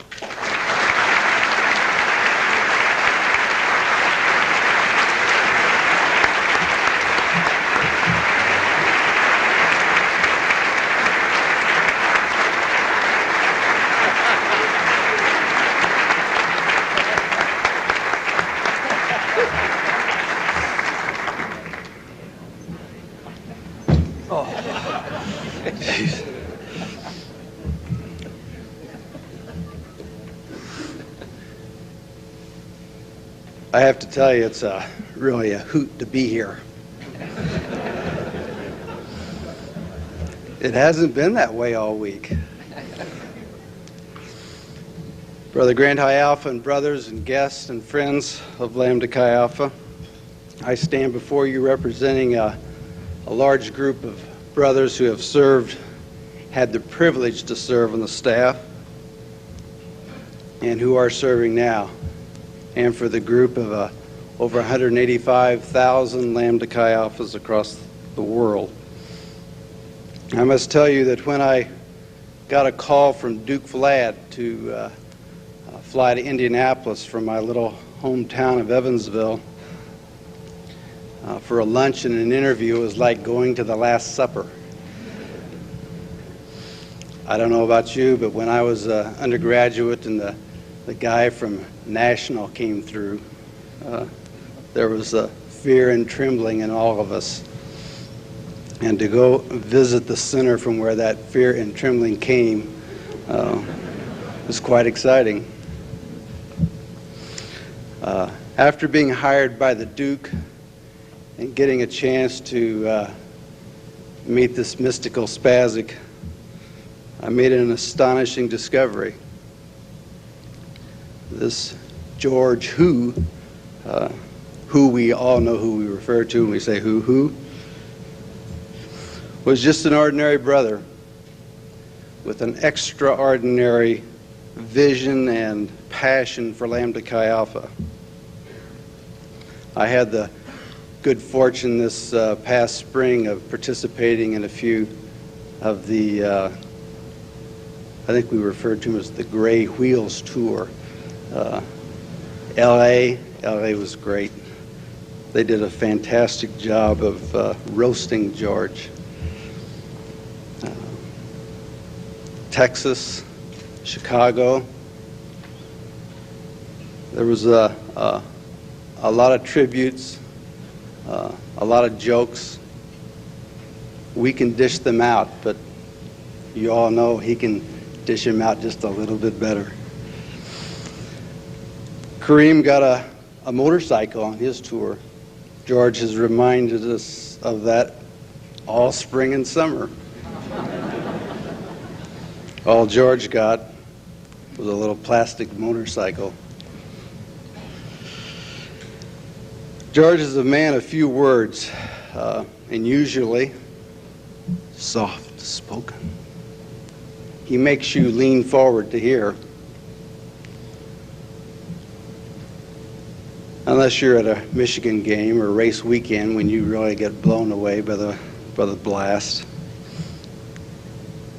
His writings have stirred us all. And you wonder about this big bag I carry here with me. If you've had the opportunity to read his latest reflections, I think he apologizes at the very end for 40 years of unanswered mail, and I'm happy to bring that mail to him tonight.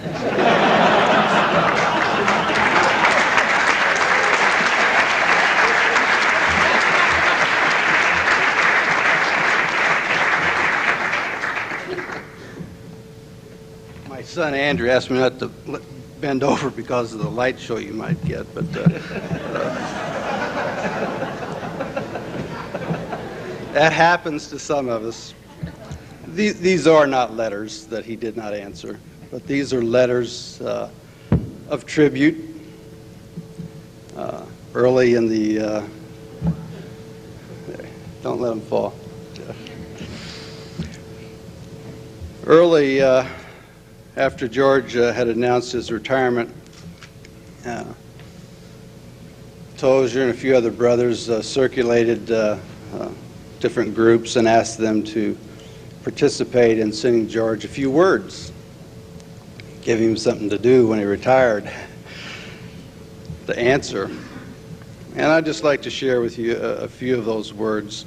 And I know the hour is late, but you won't get a chance to read them. I've had the privilege of going through them and laughing and remembering and crying a little bit.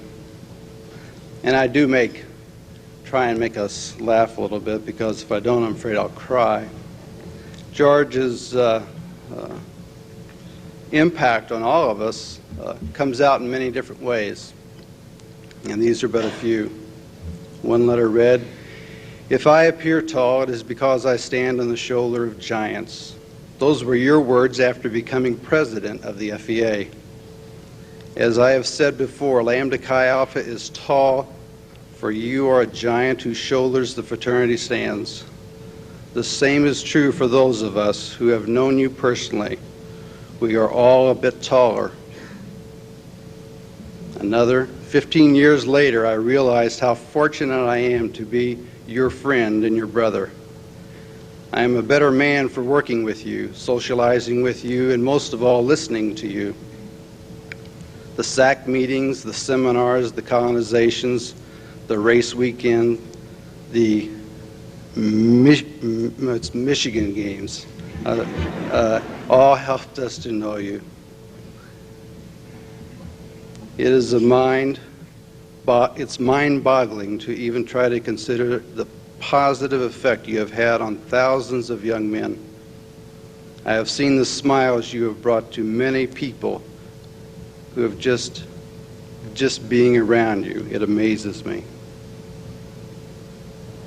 Of course, it was you, George, that gave me the opportunity to be on the staff, and for that I will always be thankful. The enormous impact that you have had on thousands of Lambda Chi's, undergraduates, and alumni can be measured in generations of growth and success. The positive professional influence that you have had on every one of us, every one of over 200 people that you have hired, is especially appreciated. Face it, George, you are better than adequate. George uses that word. And that's the highest superlative he will give a staff person. It's adequate. You're the greatest. You have my best wishes for your retirement. As you are always so quick to emphasize, nobody ever actually leaves the staff. They only stop getting paid. Another brother wrote, I brought to Lambda Chi Alpha some raw skills, very, very raw, and a great deal of passion. I needed so much more, though, to become the man that I wanted to be. I needed direction for my energy, boundaries for my passion, freedom to succeed and to fail, encouragement when I was down, and the love of my brother, my boss. I received all of these from you in endless quantities, and I will forever be grateful to you. What a gift it was, George, to me and to hundreds, perhaps thousands of young men over the 4 decades of your professional service. We left our college homes, our families and friends. We were beginning our professional careers. You must have seen the naive in our eyes with the hope and passion of our youth. And you took us into your hands and into your heart. You molded and guided and taught and loved. I am a better person for all that you did for me. You created an army of men like me throughout North America who have benefited from your guidance. George, the words simply are not there to adequately thank you. Please know, however, that you will forever be in my thoughts and prayers. Geez, you know, I've got about 15 more here, and it just goes on and on. I know. I know how much George appreciates this, to us making all this hoopla over him. It is an honor and a privilege for me to succeed George as Executive Vice President of Lambda Chi Alpha. And as I pondered the impact on both our lives as we've gone through this transition, I am reminded of the commitments we both made, as everyone here has made as undergraduates when we joined. Small seeds planted in young minds, and now years later an oak and a sapling. George, I would not be here where I am today if it wasn't for your influence that started over 20 years ago because of your commitment to professionalism, and that's spelled properly, your dedication to excellence, your enormous vision, and most of all, your servant's heart. Lambda Chi Alpha is a giant among fraternities, and you are a giant of a brother to so many of us who stand at attention and admiration and love.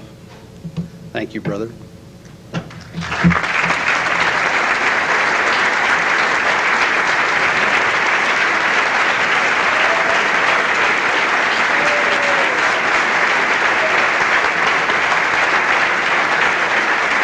these out of the way for you.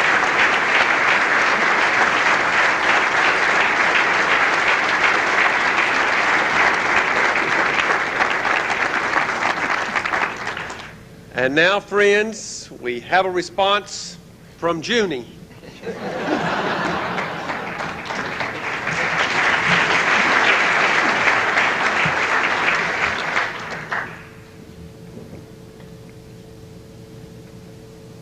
I'm tempted to simply say thank you and sit down before I make a fool of myself. But since I've never been known for being very smart, I will try briefly to respond. The beautiful musical tributes, Steve Diamond and Terry, touched me very deeply. Thank you. Bobby Mullins, you remembered my favorite songs. Warren Dupuy put together on very short notice, I think, one of the finest choruses I've ever experienced at an assembly. Thank you so much. The presentations you've heard and seen and are truly overwhelming. A few months ago, I was working late at headquarters, got home about 11 o'clock, turned the TV set on to catch the nightly news. But the station that was on was wrapping up the Grammy Awards. Normally, I would have switched to a different channel to pick up the news on another channel. But just as I reached for the set, they announced that Bette Midler was receiving the award for the best song of the year, and it was Wind Beneath My Wings.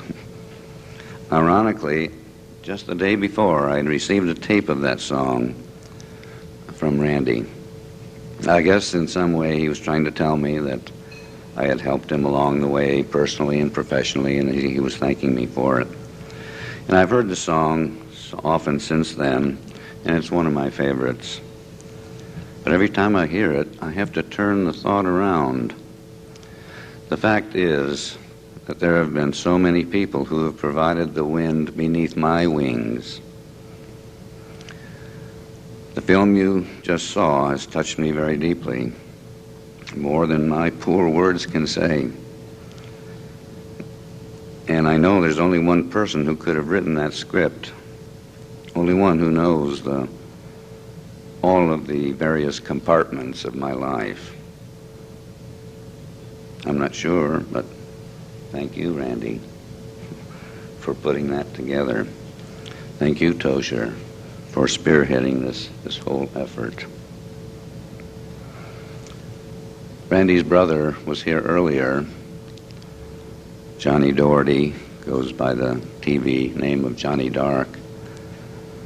Some of you may have tuned into Channel 3 News at 5 o'clock and 10 o'clock here in Memphis and saw Johnny, Randy's brother. Johnny did the narrative on that film, and he made it come to life for me. I'll thank him later. His wife Cynthia is here. Thank you. Thank you, Bill Rue, my traveling buddy for so many years. Shooting film in Ann Arbor, Dallas, Amarillo, Indianapolis, Denver, Canada, literally throughout the North American continent over the last 25 years or so, and many of Bill's shots were in that film. My family has truly provided the wind beneath my wings throughout my life, and their presence here indicates that they're still doing it. The 185 or so staff members I've worked with over the last 40 years have been my extended family. What an absolute thrill to see so many of the former staff members here. I think there are at least 50 or more here. But those 40 years have given me the opportunity to work with literally tens of thousands of Lambda Chi Alpha brothers. Faces form a kaleidoscope in my mind. My brothers from Sigma, a chapter that I love, a university that I love. So all of you in this room, brothers, wives, families, and the tens of thousands of others have truly been the wind beneath my wings.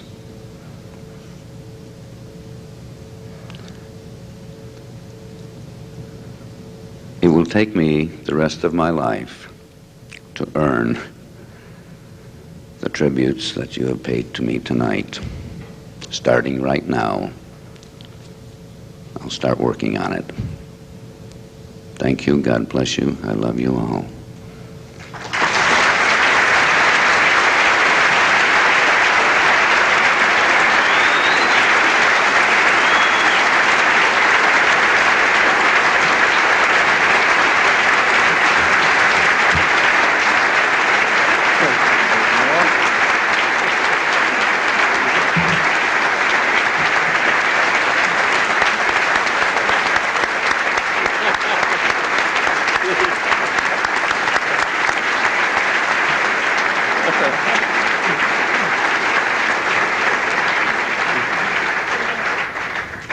I will be brief, but I have the opportunity to present George our Order of Achievement.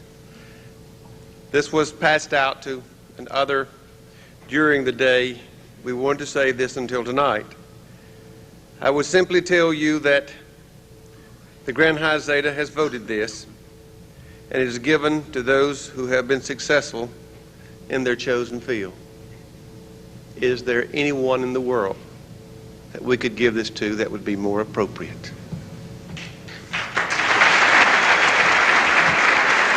George, you've never seen before. Bill, you've never seen before.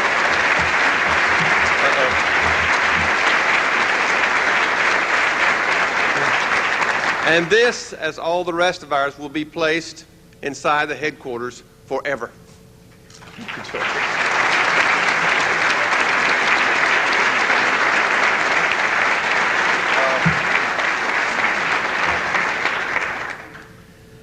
I suddenly noticed that the first that I knew of fraternity was when George came to High Point, and he was my first connection. And now the son of a gun is not even gone, and I'm missing him. There are,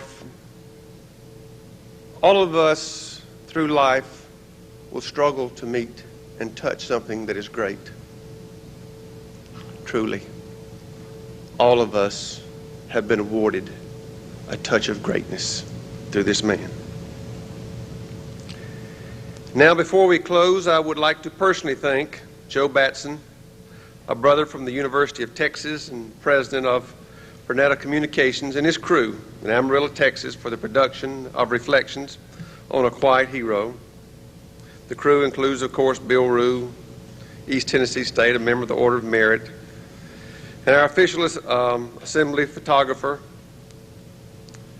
Randy McCleary, for all the research that he did in editing on the video, and Tozier, who so ably planned the complete tribute. And there are so many others. I would also make a very quick announcement, and that is that George's books on reflection are available immediately following the banquet in the merchandise room where they can be purchased. George even promises that he will sign them tomorrow morning for you. That's a paid political announcement. And now, as we close this banquet, a very, very special banquet, which is our 43rd General Assembly, I will call on one of our most beloved Grand High Alphas, Dr. Dirghalli, for the benediction. Please remain seated for the benediction and for the traditional closing of the Assembly Chorus. Doc.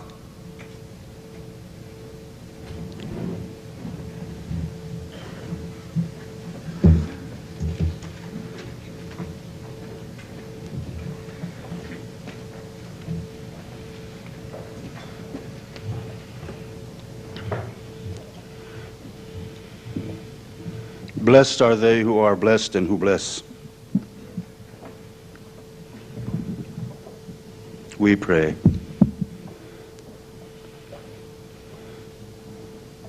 The Lord bless us.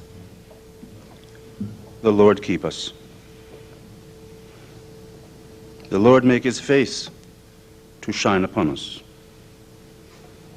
Be gracious to us.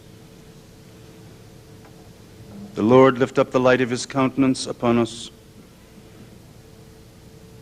and give us peace this night and evermore. Beloved ones, let us now go forth rejoicing in the power of the Spirit of brotherly love. Amen.